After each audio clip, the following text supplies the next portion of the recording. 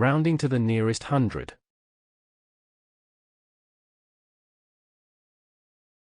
When rounding to the nearest hundred, the number will have at least 2 zeros at the end after being rounded to the nearest hundred.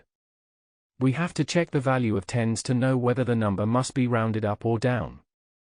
The same rules are applied, i.e. when the tens digit ends with 0, 1, 2, 3, and 4, the number is rounded down to the nearest hundred, so its value decreases.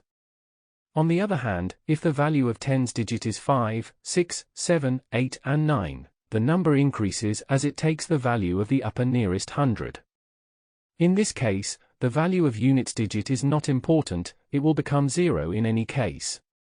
The number rounded to the nearest hundred has at least 2 zeros at the end. We have the following shown on screen. For example, 49 becomes 0 when rounded to the nearest hundred because the value of tens is 4. While 50 becomes 100 as the value of tens is 5. On the other hand, 149 also becomes 100 when rounded to the nearest hundred. The number rounded to the nearest hundred has at least 2 zeros at the end. However, there are some cases where the new number contains 3 zeros at the end after being rounded to the nearest 100. This occurs when the number to be rounded is close to thousands.